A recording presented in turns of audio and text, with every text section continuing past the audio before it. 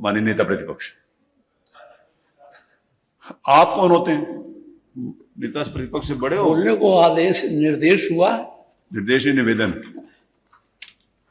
माननीय अध्यक्ष जी, मैं आपका आभारी हूं कि सप्लीमेंट्री बजट पर सबसे पहले मुझे बोलने का आपने अवसर दिया। मानव संवैधानिक व्यवस्था में सरकार को सप्लीमेंट्री बजट लाने का अधिकार है, लेकिन ये भी सही है कि सप्लीमेंट्री बजट जब बहुत आवश्यक हो तब उसकी आवश्यकता होती है, तब लाया जाता है। अभी आपने मूल बजट पास किया और मूल बजट का बहुत बड़ा हिस्सा अभी आपका खर्च भी नहीं हुआ, और जिन विषयों पर आप सप्लीमेंट्री बजट ला रहे हैं उसमें भी बहुत बड़ा बजट अभी अवशेष है।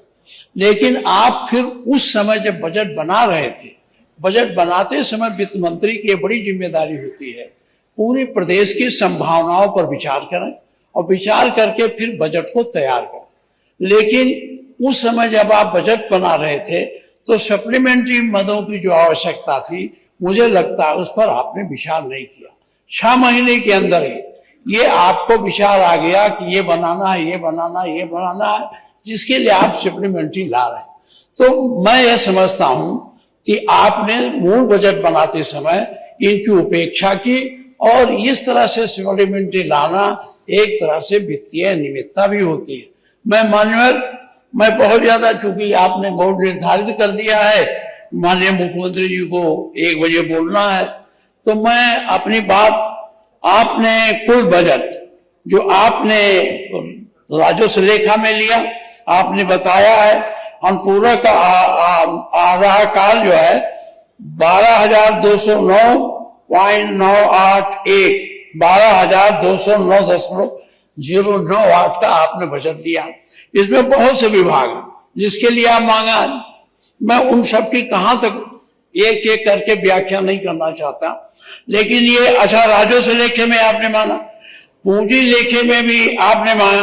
पूंजी लेखे का बजट तो अच्छा माना जाता है क्योंकि उससे पूंजी निर्मित होती है और उससे इनकम की भी होती है, लेकिन राजस्व लेखा से कुछ लाभ नहीं होता। आपको कोई वेतन देना है, कहीं मंत्री जी ने वादा कर दिया ये करना है, कहीं कुछ करना है, इस तरह से उसके संभावनाओं पर विचार किए बगैर उसको राजस्व लेखा में रख के राजस्व लेखा का बजट बनाना बहुत लाभदायी नहीं होता है।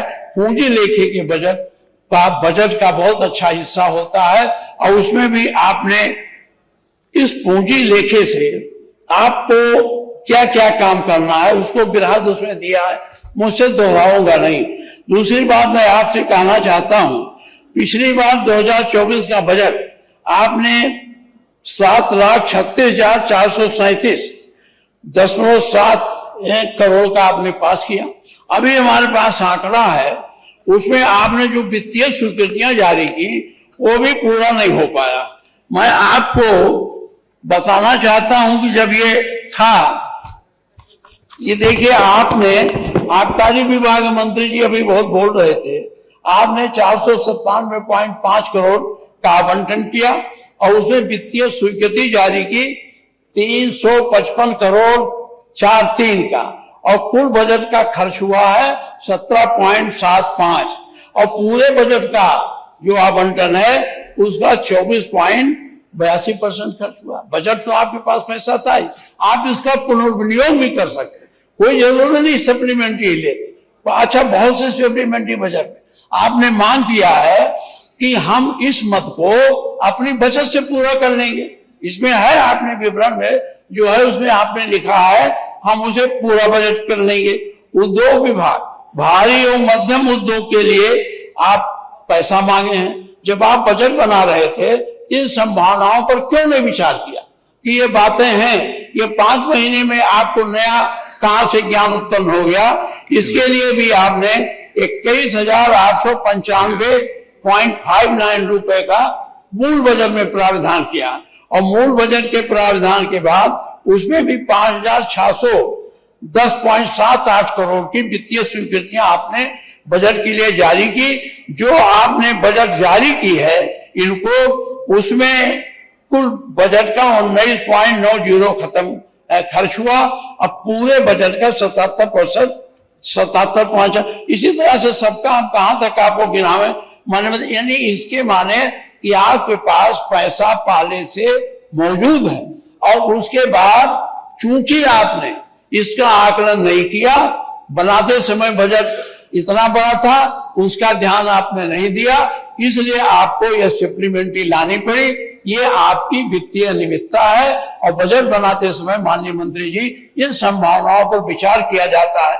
आज एक परिपाटी बन गई, जहां कहीं मंत्री जी जाते हैं, मुख्यमंत्री जी जाते हैं, कोई मंत्री जाता घोषणा कर देता है। अब घोषणा कर दिए तो माननीय मुख्यमंत्री जी जब घोषणा करेंगे तो उसे पूरा करना है। अब बजट में तो व्यवस्था है नहीं, इसलिए आपको उसके लिए भी सप्लीमेंट्री में बजट की व्यवस्था करनी पड़ती है।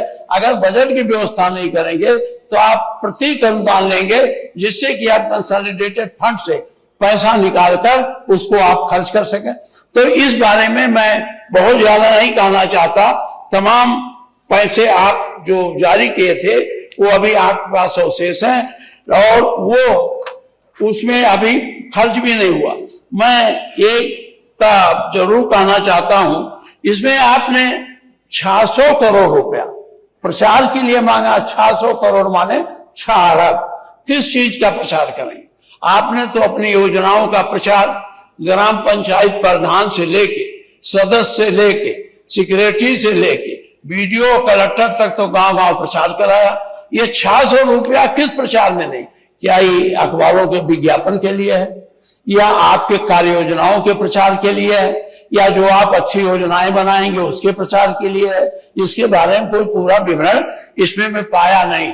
600 रुपया ये आज प्रचार के लिए 6 अरब रुपया ये विज्ञापन में आप देंगे और विज्ञापन पर दबाव डालेंगे। अखबार वाले हमारी बात सुनेंगे नहीं, आप ही के विज्ञापन के नाते आप ही की बात सुनेंगे। इसलिए अपने बातों के प्रचार के लिए आपने ये 600 करोड़ रुपया आपने इसमें रखा। ये आपका अधिकार है, संवैधानिक अधिकार रखें, लेकिन कम से कम जनता के बीच में तो एक संदेश जाए कि 600 करोड़ रुपया प्रचार कहा जाए। इसके बाद मैं आपको एक बात और कहना चाहता हूं, तमाम विभागों की स्वीकृतियां अभी जारी नहीं हुई। माननीय मुख्यमंत्री जी जब बजट पास करते हैं तो आप इस संभावना के पास करते हैं कि हम इतने रुपए 31 मार्च तक जो हमारा अंतिम वर्ष होगा हम खर्च कर लेंगे, और वो पैसा आप उसकी व्यवस्था कंसोलिडेटेड फंड से आप करने की कोशिश करते हैं।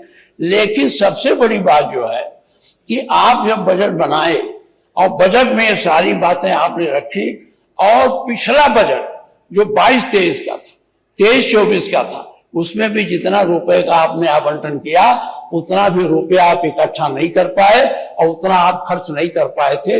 आप पिछला, हम उसका विवरण नहीं देना चाहते हैं, माननीय वित्त मंत्री जानते हैं, जितना आपने आंकड़ा बताया था कितना हम खर्च करेंगे उतना आपको पैसा ही नहीं मिला, उतना पैसा नहीं मिला, जिसके कारण बहुत सी परियोजनाएं जिसका आप बजट बनाते हैं, जिस परियोजना के लिए आप बजट की व्यवस्था करते हैं, अगर वो व्यवस्था उस परियोजना में पैसे क्या वहां में रह जाती है, अगले बार फिर उसका कास्ट ऑफ प्रोजेक्ट बढ़ जाता है, आपका बजट का 1/4 हिस्सा बढ़ जाता है। इसलिए इस पर गंभीरता से विचार करना चाहिए।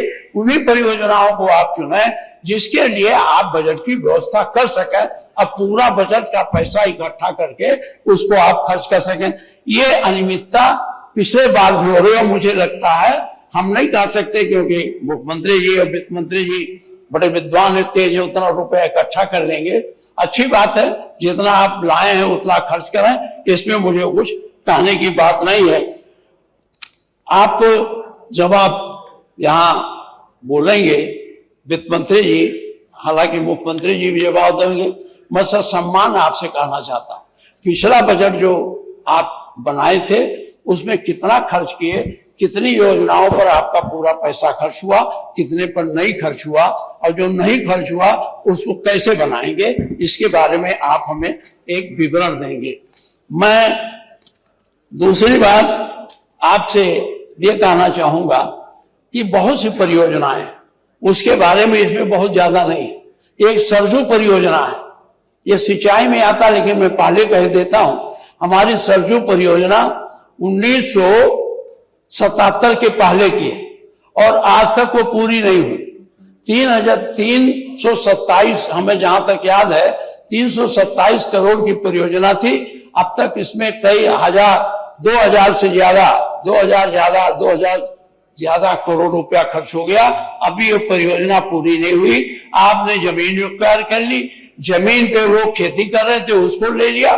पहले तो मुआवजा भी नहीं मिलता था, मुआवजा इसलिए नहीं मिलता था, चकबंदी की कटौती से नहर की जमीन ले ली जाती थी। अब आप मुआवजा भी दे रहे हैं, मुआवजा भी दे दिए हैं, कटौती से भी जमीन ले लिए। अभी वो नहर खुद ही नहीं। माननीय सिंचाई मंत्री जी हैं, मैं आपके माध्यम से कहना चाहूंगा मुख्यमंत्री जी से, इसकी आप समीक्षा करें। सारी योजनाएं, चाहे मध्य गंगा परियोजना हो, चाहे ये आपका कन्हार सिंचाई परियोजना हो, चाहे ये आपकी बदायूं सिंचाई परियोजना हो, चाहे ये आरंभ सिंचाई, ये सारी परियोजनाएं पैसे के अभाव में अभी पूरी नहीं। जो पैसा आपको लगाना है, जो केंद्र सरकार को लगाना है, उनसे आपको आग्रह करके लेना चाहिए। परियोजनाएं न पूरी होने के नाते विकास की गति जो आप सोच रहे हैं माननीय मुख्यमंत्री जी, वो थम जाती है।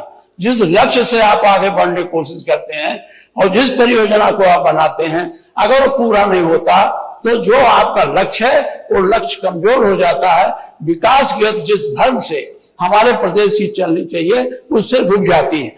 दूसरी बात, मैं इसमें बजट के बारे में, अब जैसे आपने बजट का प्रावधान किया, मान्यवर बजट का प्रावधान बेरोजगारी पर भी नहीं किया। हम पुरानी सरकार थी, मैं लेबर मिनिस्टर था, तो मैंने बेरोजगारी का भत्ता का प्रावधान किया था। बेरोजगारी का भत्ता दिया जाता था बेरोजगारों को, वो हमने, इसमें आपने अगर उसके लिए भी बजट मांगा होता तो मैं आपको धन्यवाद देता कि आप कुछ गरीब बच्चों को या जो पढ़े लिखे बेरोजगार घूम रहे हैं, जो रोजी नहीं पा रहे हैं, उनको कुछ बेरोजगारी के भत्ते के नाम पर लेते, हम लोग देते थे। हमारी सरकार गई तो बहुजन समाज पार्टी की सरकार आई, उस समय भी मैं विधायक था। उन्होंने कहा कि हम बेरोजगारी भत्ता नहीं देंगे, हम रोजगार देंगे। रोजगार भी नहीं दिया और भत्ता भी नहीं दिया। बेरोजगारों का जो पाते थे बेचारे लड़के, वो भी चला गया। तो मैं आपसे आग्रह करता, इसमें होता तो मैं आपको बहुत बहुत धन्यवाद देता।